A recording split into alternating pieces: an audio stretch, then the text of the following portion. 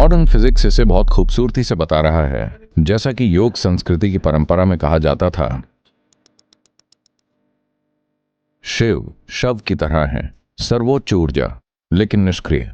अगर आप वैक्यूम अवस्था पैदा करते हैं तो अचानक वैक्यूम वाली जगह में वर्चुअल प्रोटॉन्स और वर्चुअल न्यूट्रॉन्स बनने लगेंगे। ऐसे लोग जिन्होंने कैलाश में जो है उसे समझने की कोशिश की, वो उसमें ही विलीन हो गए। अगर आप साधन का सही उपयोग करते हैं तो ये आपको स्थिर होने देगा, ये बोध के मूल तक जाएगा।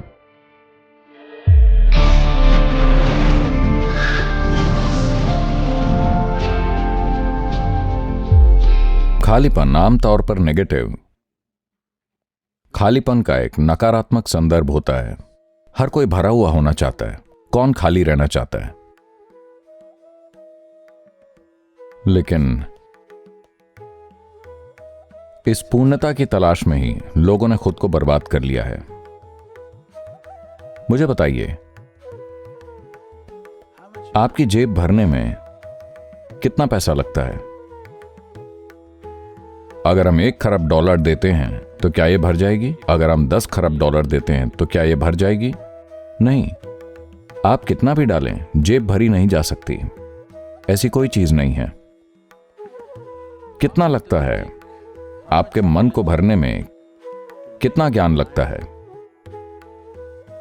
अगर आप धरती के सभी पुस्तकालयों को पीसते हैं और इसे अपने सिर में डालते हैं तो भी यह नहीं भरेगा। अपना दिल भरने के लिए आपको कितने लोगों से प्यार करना पड़ता है? 7.3 अरब लोग, फिर भी जगह है, तो यह कभी पूरा नहीं भरता। तो भरने की कोशिश निरर्थक है।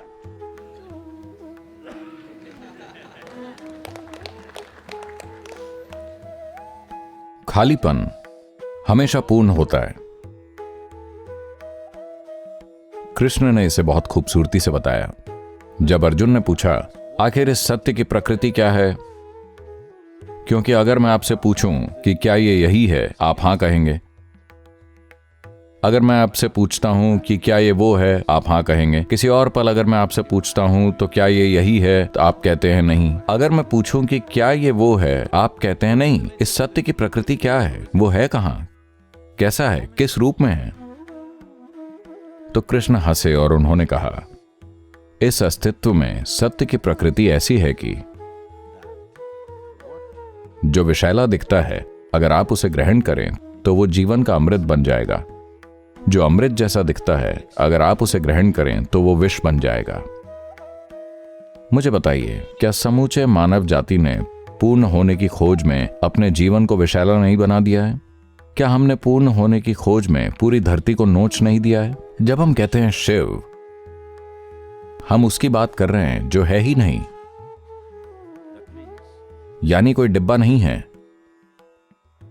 यह ऐसा कुछ नहीं है जो किसी तरह के डिब्बे में भरा जाए, ब्रह्मांडीय डिब्बे में भी नहीं। शिव की गोद में ही ब्रह्मांड घटित हो रहा है, क्योंकि यह वो है जो है ही नहीं।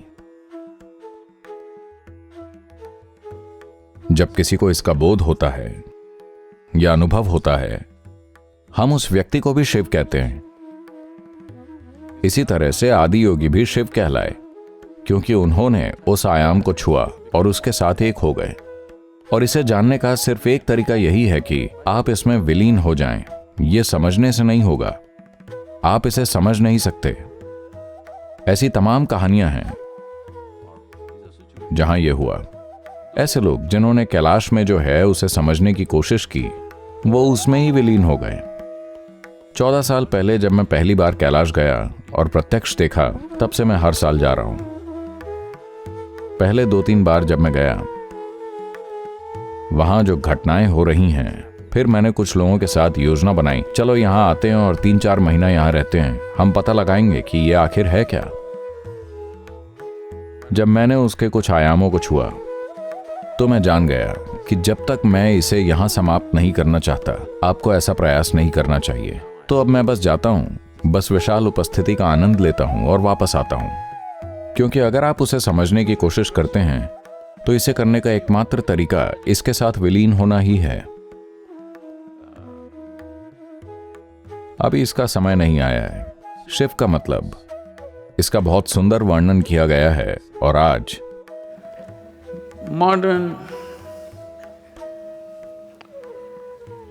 modern physics is going about saying this very beautifully, as it was said traditionally in the yogic culture. Modern physics ये बहुत सुंदर तरीके से कह रहा है, जैसा ये पारंपरिक तौर पर योग संस्कृति में कहा जाता रहा है। शिव शव की तरह है। शव मतलब मृत देह, यानी कि निष्क्रिय। वो सक्रिय नहीं है, बस निष्क्रिय। सर्वोच्च ऊर्जा लेकिन निष्क्रिय। तो कहानी कुछ इस तरह है। शिव बस वहां लेटे हुए थे। शक्ति जो उनसे ही निकली हैं, वो वहां आई और नृत्य किया, और वो अचानक जाग गए। क्योंकि शक्ति ने उनके शरीर पर नृत्य किया, तो वो गर्जन करते हुए जागे। तो हमने उन्हें रुद्र कहा। फिर वो थोड़े शांत हुए, तो हमने उन्हें हर कहा। फिर वो वास्तव में स्थिरता की एक शाश्वत अवस्था में स्थापित हो गए, तो हमने उन्हें सदाशिव कहा, मतलब जो हमेशा शिव हैं। ये तुलना की गई है। आज परमाणु वैज्ञानिक, मेरा मतलब वो नहीं, आज परमाणु मतलब लोग सोचते हैं कि ये सब ऊर्जा के बारे में है, उस संदर्भ में नहीं। मूलभूत भौतिकी इस बारे में बात कर रही है। अगर आप वैक्यूम अवस्था बनाते हैं, यानी कि जहां बिल्कुल कुछ भी नहीं है,